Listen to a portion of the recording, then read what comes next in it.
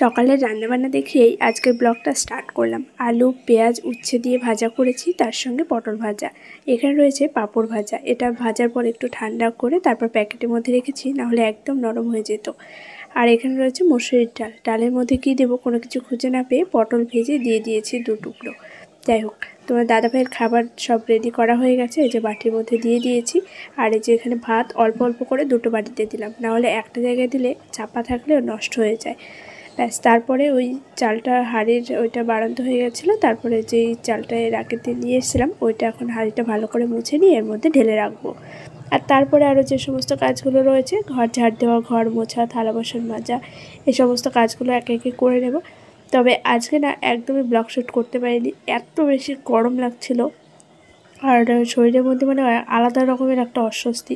সেই জন্য তাড়াহুড়ো করে কাজগুলো কমপ্লিট করে নিয়েছি আর তোমাদের সঙ্গে শেয়ার করা হয়নি। তো এই যে চালটা এখানে ঢাকা দিয়ে রেখে দিয়ে তারপরে আমি বাইরের সব যে কাজগুলো রয়েছে সেগুলো করে নিয়েছিলাম। Hello friends, welcome to our new blog. আশা করছি তোমরা সকলেই অনেক ভালো আছো। একদম বিকেল থেকে আজকে ব্লগটা আমি স্টার্ট করছি। বাজে এখন 5টা, চারিদিকে প্রচণ্ড ঝড় হচ্ছে, একদম কালবৈশাখী ঝড়, প্রচণ্ড মেঘ ডাকছে, মনে হচ্ছে যেন যখন তখন ঝমঝম করে বৃষ্টি শুরু হয়ে যাবে এবং সেটার ভীষণ প্রয়োজন। এখন মনে হচ্ছে যে না, জীবনে বেঁচে থাকতে পারবো, মানে বাঁচার একটু আশা দেখতে পাচ্ছি, বৃষ্টিটার খুবই প্রয়োজন। তো ওই যে ওই সাইডটা একটু গিয়ে দাঁড়িয়েছিলাম, কিন্তু রাস্তা ধুলো আসছে প্রচুর আর চারিদিকে প্রচণ্ড একদম কালো হয়ে গেছে, মেঘ ডাকাডাকি করছে, বৃষ্টি তো হবে আশা করি। দেখো, তো এই যে ফুল গাছগুলি একটু দেখতে এসেছিলাম, গাছের জল দেওয়ার প্রয়োজন নেই, বৃষ্টি হলে জলের আর দরকার হবে না। তোমার দাদাভাইকেও ফোন করলাম যে রান্নাবান্না কী করব। আজকে যেহেতু 5:30 থেকে বিকেল আর কি ব্লগটা শুরু করছি, তো ভাবছি ঝড় বৃষ্টি আসলে বা কারেন্ট থাকবে না। গতকাল রাত্রে কি বিভৎস পরিমাণ কষ্ট হয়েছে। সকাল থেকে ব্লগ শুরু করার মানে ব্লগ না শুরু করার কারণ একটাই, গতকাল গেছিলাম একটা অনুষ্ঠান বাড়িতে, তোমরা দেখেছিলে। তো সেখান থেকে বাড়ি এসেছি রাত ঠিক 11টায়, এসে একদম ফ্রেশ হয়ে স্নান করে তারপরে শুয়েছি। শোয়ার ঠিক আধা ঘন্টা পরে গেছে কারেন্ট, 4-5 বার গেছে এসছে, এরকম হতে হতে তারপরে এমন যাওয়া গেল, সারা রাত্রের মধ্যে আসার কোনো নামগন্ধ নেই। ইভেন কারেন্ট এসছে বেলা 10টার সময়। তো সারা রাত ও তো একদমই ঘুমায়নি, কালকে প্রচন্ড রাগারাগি করছিল, মানে ওর বিভৎস কষ্ট হয়। আমরা ওই ঘরে থাকতেও 2-3টে করে ফ্যান সবসময় চালাতে হতো, এখানে আসার পরেও 2টো করে ফ্যান চালাতে হয়। তার মধ্যে যদি কারেন্ট না থাকে, সারাদিন বেচারা গরমের মধ্যে কাজ করে আসে, রাত্রে একটু ঘুমাবে 2 ঘন্টা শান্তিতে, তারও উপায় নেই। তো খুব কষ্ট হয়েছে, বারবার বলছে ইনভার্টার নিতেই হবে, আমার জান প্রাণ দিয়ে হলেও আমি আগে ইনভার্টার নেব। বিভৎস পরিমাণে কষ্ট হয়েছে, সারা রাত না ঘুমিয়ে সকালবেলা উঠে আবার চলে গেছে ক্লাসে। আর আমি একদম ঘুম থেকে উঠে ধুলো ধুলো অবস্থায় জাস্ট একটু ডাল ভাত রান্না করেছিলাম, সেই ভিডিও ক্লিপ তো তোমরা দেখেছো। কোনো রকম ব্লগ শুট করতে পারিনি, সারাদিন গরমে শুধু ছাটাছাটি করে গেছি। কারেন্ট আসছে যাচ্ছে, দিনের বেলা এসছে, 10টার পরে একবার এসছে, তার মধ্যেও গেছে 2বার, আবার এসছে। তো এখন হাওয়া হচ্ছে প্রচন্ড, এখন তো কারেন্ট নেই, তাও যাচ্ছে আসছে, এরকমটা হচ্ছে। তো দেখা যাক, তোমার দাদাভাইকে বললাম যে করেই হোক তুমি একটা ব্যাটারি ফ্যানের ব্যবস্থা করো, কারণ যখন তখন যা তা ডিসিশন নিতেও পারছি না, বর্তমান অবস্থা ঠিক এমনই। তো তবুও একটা চার্জার চার্জার ফ্যান বলছে, একটা ব্যাটারি ফ্যান, চার্জার ফ্যানও বোধহয় বলে, ওগুলোকে জানি না। তো সেগুলো একটা নিতেই হবে, কিচ্ছু করার নেই। মানে ওকে ওইভাবে দেখে কালকে যে কি কষ্ট হয়েছে, এমন ভাবে ঘামছে মনে হচ্ছে যেন জাস্ট স্নান করে আসলো, আর পুরো পাগল হয়ে যাচ্ছে। সারা রাত রাস্তায় ঘরের সামনে দিয়ে হাঁটাহাঁটি, দিয়ে এবার কারেন্ট আসছে, বসছে 2 মিনিটের মধ্যে আবার কারেন্ট চলে যাচ্ছে। আমি বসে বসে হাওয়া করছি, ও বসে আছে, আমিও বসে বসে ওকে হাওয়া করছি, নিজে হাওয়া না নিয়ে। এবার কষ্ট তো আমারও হয়, তাই না? গরমে সবারই কষ্ট হয়, কিন্তু আমার ওকে দেখে বেশি কষ্ট হচ্ছিল। ও একদমই সহ্য করতে পারে না গরমটা, আর ওর একটু গরমটা বেশিই লাগে। তো যাই হোক, দেখি ব্যবস্থা করতে হবে, খুব তাড়াতাড়ি একটা ব্যবস্থা না করলেই নয়। তো বিকেল বেলা এই যে একটু বাড়ির সামনে দিয়ে, বাড়ির সামনে কোথায়, যে ঘরের পাশে একটু বাইরে বেরিয়েছি, ঘরে কারেন্ট নেই, জানলা দরজা কিছু খুলতে পারছি না, হাওয়ায় ধুলোবালি সব ঘরে ঢুকছে, তাই আমি বাইরে এসে দাঁড়িয়ে আছি। এই জাস্ট স্নান করলাম, সমস্ত কাজ বাজ সামলে। তো আজকে কোনো কাজকর্মই তোমাদের সঙ্গে শেয়ার করা হলো না, একদম বিকেল থেকে ব্লগটা স্টার্ট করলাম। পিঁপড়ে কামড়াচ্ছে, চলো ঘরে মানে বারান্দায় গিয়ে বসি, এখানে ভালো লাগছে না, রাস্তা দিয়ে লোকজন যাচ্ছে। গাছগুলিতে জল দেওয়ার প্রয়োজন নেই, আশা করি বৃষ্টি হলে জল ঠিক পেয়েই যাবে, আর বৃষ্টির তো খুবই প্রয়োজন। আমি তো শুধু ভাবছি কখন বৃষ্টি আসবে, আমি ক্যামেরাটা অন করে তোমাদের সঙ্গে শেয়ার করবো যে আমাদের এখানে বৃষ্টি হয়েছে। দেখ চলো, একটু আগে ঘরটা মুছলাম, ঘরটা মুছে তারপরে স্নান করে নিয়েছি। দেখো সব ধুলোবালি আবার এই যে বারান্দায় উঠে গেছে। কি করবো, বারবার কি ঘর বারান্দা ঝাড় দেওয়া মোছা করা যায়? আর আজকে যা হাওয়া দিচ্ছে, যতবারই ঝাড় দিই না কেন, মুছি না কেন, সেই ধুলোবালি আসতেই থাকবে। তো ওই জন্য এখন আর কিছু করছি না, আমি এখানে জাস্ট একটা চেয়ার নিয়ে বসবো, বাইরের একটু দৃশ্য দেখবো। সারাক্ষণ ঘরের মধ্যে ভালো লাগে না। আবার খিদেও পাচ্ছে, কি খাবো কি জানি। কি অন্ধকার, ঘরে গিয়ে লাভ নেই, একদম কারেন্ট। বাইরে অলরেডি বৃষ্টি শুরু হয়ে গেছে আর প্রচন্ড পরিমাণে মেঘও ডাকছে, আওয়াজ তো শুনতেই পাচ্ছ। আর আমি এই যে বারান্দায় চেয়ার নিয়ে বসেছি, এই যে একটা প্লেস যেটা বোন আর ভাই নিয়েছিল, তার সঙ্গে একটু জলের বোতল। আর যে ঘরের দরজাগুলো খুলে দিলাম, তার কারণে যে সুন্দর একটা হাওয়া যাচ্ছে, জানলাগুলো সব বন্ধ রয়েছে। এরকম বৃষ্টির ওয়েদারে ভালো লাগে, কিন্তু একা একা আছি তো, আর এই যে প্রথম দিকে মানে বিদ্যুৎ চমকাচ্ছে, ভয়ও লাগছে। তো সেই জন্য আমি ঘরে বসতে পারছি না, বাইরে এসে বসে আছি। আর তোমার দাদাভাই কখন বাড়ি আসবে তার তো ঠিক ঠিকানা নেই। ওই জন্য আরো বেশি ভয় লাগছে যে কি হবে না হবে। খুব জোর বৃষ্টি শুরু হয়েছে, যা ভালোই হলো। কি আর করবো, একা একা বসে থাকি। আর এখন আর ফোন টোন বের করছি না, কারণ প্রচন্ড বাস করছে মনে হচ্ছে এদিক ওদিক। খুব জোরে ডাকছে আর কি, বিদ্যুৎ চমকাচ্ছে, ভয়ও লাগছে। কি আর করবো, চলো বসে বসে লেসটা খাই। আর এই বাইরে বসে থাকি, ঘরে গেলে বেশি ভয় লাগছে।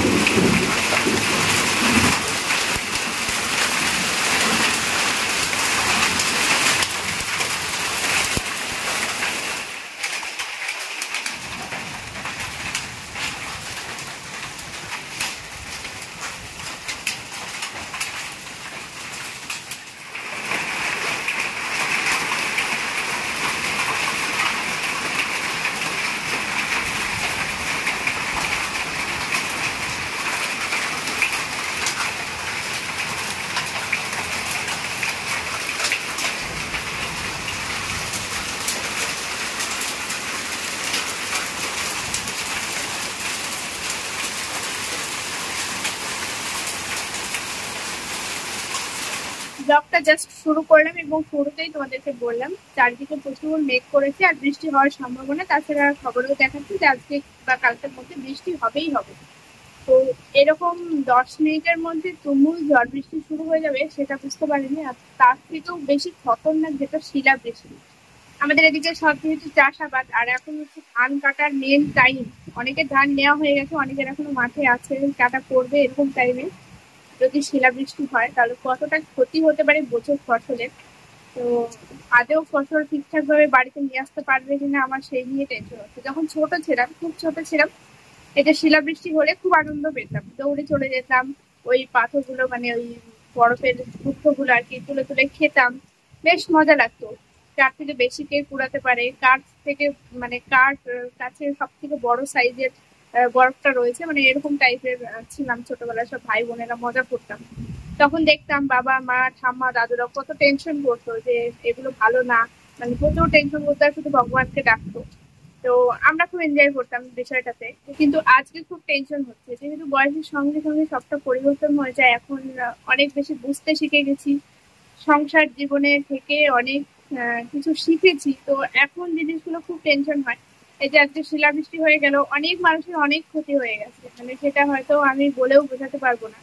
আর ধান জিনিসটা একটা অন্যরকম, মানে কি বলবো, আর সেটা নিয়ে আর বলার কিছু নেই, আশা করি তোমরা বুঝতেই পারছো।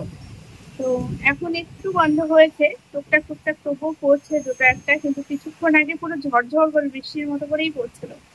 তো এখন একটু বন্ধ হয়েছে। যাই হোক, যদি কোনো ক্ষতি না হয় সেটাই ভালো। তো এই নিয়ে এখন তাই ভাবি, মানুষের বয়সের সঙ্গে সঙ্গে কত কি পরিবর্তন হয়ে যায়।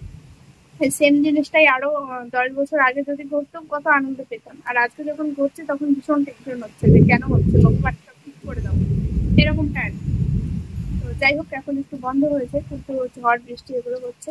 বৃষ্টি হোক, বৃষ্টির হওয়ার দরকার আছে, কিন্তু এই ঝড়, তারপর শিলাবৃষ্টি এগুলো দরকার। আর আমার খুব ভয় লাগছে, মানে এতক্ষণ বাইরে বসেছিলাম কিন্তু ওগুলো দেখলে না চোখের সামনে খুব কষ্ট হচ্ছিল। দরজাটা খুলে ঘরে আসলাম, ভাবলাম জানলাটা খুলে দিই, এখন তো আর ধুলো উঠবে না। তো জানলাটা খুলে জানলার সামনে বসে আছি। আর জানলা দরজা বন্ধ করলে আরো বেশি ভয় লাগছে, ঘরে অন্ধকার, এদিকে বাইরে ওরকম দেখো বাস পড়ছে, তারপরে কারেন্ট নেই, টেনশন হচ্ছে। বাইরে যে যখন একটু খোলা হাওয়া, বাইরের প্রকৃতিটা দেখছি, তখন একটু মনে যে শান্তি লাগছে, তবুও টেনশন তো অবশ্যই হচ্ছে। না কাউকে ফোন করতে পারছি, ফোনগুলো সব ফ্লাইট মোড করা রয়েছে। তো ভয় লাগে, সবাই বলে না আমরা ফোন কারো করতে নেই এরকম টাইমে, বা নেট অন রাখতে নেই, ওই জন্য ভয় লাগে। যাই হোক, চলো বসেই থাকি, কি আর করবো, বসে বসে একা একা ভয়টাকেই উপভোগ করি। মানুষ সময় সিচুয়েশনে সবটাই মানে মানিয়ে নিতে হয়, তো এভাবেই হয়তো করতে করতে একটা দিন আমার এটাও অভ্যেসে দাঁড়িয়ে যাবে।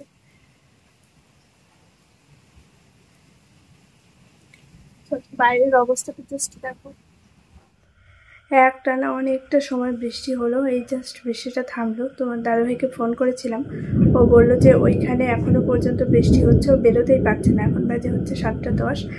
তো বৃষ্টি কখন কমবে আর ও কখন আসবে সত্যি জানি না, চারদিক পুরো অন্ধকার, কারেন্ট নেই। আমি এই একটা লাইট, এই যে টর্চের আলোতে তোমাদের সঙ্গে একটু কথা বলছি। এখনো পর্যন্ত রান্নাবান্নাও বসেনি, কী রান্না করবো কিছুই বুঝে উঠতে পারছি না।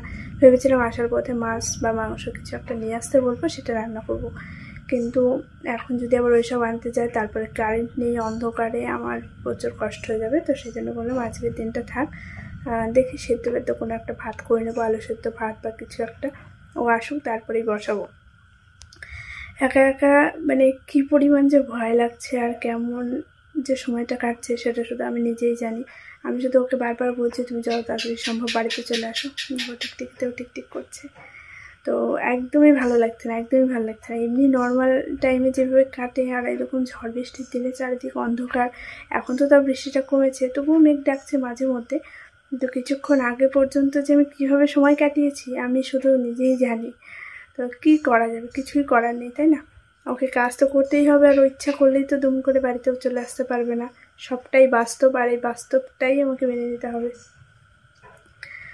তো ওয়েট করছি, দেখি কতক্ষণে আসে। ভেবেছি যে বাড়ির পাশে একটা দোকান আছে, ওই দোকানে একটু যাবো, আসলে ডাল বা ডিম কিছু একটা নিয়ে আসবো, তো সেই দিয়েই বা আলু সেদ্ধ ভাতও বসাতে পারি। এখনও কোনো ঠিক নেই, বাড়ি আসবে তারপর রান্নাটা বসাবো। তো ওর জন্য ওয়েট করছি আর কি। যে বিছানায় শুয়েছিলাম, ফোনটাও ঘাঁটতে পারছি না, ফোনে বেশি চার্জ নেই, তো ওই জন্য আরও ভালো লাগছে না। যখন মেঘ ডাকছে কীভাবে, চুলটা একটু ভেজা ভেজা রয়েছে, ওই জন্য চুলটা খোলা রয়েছে। লাইটেই বা কতক্ষণ চার্জ থাকবে তাও বা কে জানে। দেখো, চলো এখন আর কথা বলছি না, রান্নাবান্না কমপ্লিট করে নিই, তোমার দাদাভাই বাড়ি আসুক, তারপরে আবার ক্যামেরার সামনে আসবো। রান্নাবান্না কমপ্লিট হয়ে গেছে, সেভাবে কোনো কিছুই রান্না হয়নি, শুধু আলু দিয়ে এই যে ডিম ভাজা করে তরকারি রান্না করেছি, একদম পাতলা পাতলা ঝোল। আর এই যে আছে ভাত, থালায় ভাত বেড়ে নিলাম, দুটো থালায়, আমার থালাটা একদম ছোট্ট, আর এটা হচ্ছে ওর। আর একটা জিনিস রান্না করেছিলাম, কিন্তু দাঁড়াও সেটা দেখাচ্ছি তোমাদের। এটা এখানেই আছে, দেখো, আলু আর পটল দিয়ে সেদ্ধ বসিয়েছিলাম ভাত, আলু আর পটল দিয়ে ভাতের মধ্যে সেদ্ধ বসিয়েছিলাম। তো ভাতটা খুব তাড়াতাড়ি হয়ে যায়, আর এইগুলো সেদ্ধই হলো না। পরে আবার ছোট্ট একটা হাঁড়িতে করে বসিয়েছিলাম, অনেকটা পরিমাণে জাল দেওয়া হলো, তবুও সেদ্ধ হচ্ছে না, তার জন্য রেখে দিয়েছি, থাক।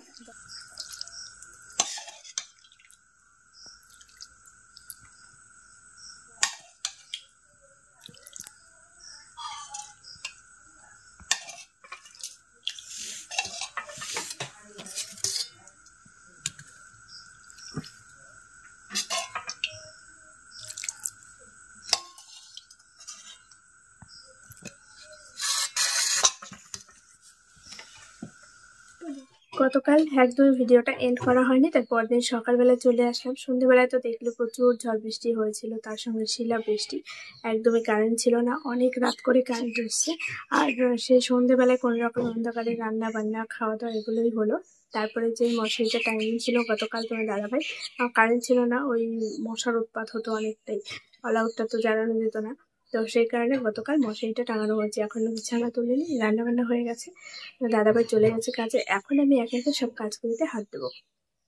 তার আগে ভাবলাম ভিডিওটা রেডি করে নিই, নাহলে এখন কারেন্ট আছে আর আজকে হচ্ছে ঝড় বৃষ্টি হওয়ার কথা আছে আবার, তো সকাল থেকে মেঘলা মেঘলা হয়ে যায়। তো সেই কারণে ভাবলাম ভিডিওটা রেডি করে আগে আপলোড দিয়ে রাখি, না হলে আর দেখা গেলো ভিডিওটা দেওয়াই হবে না।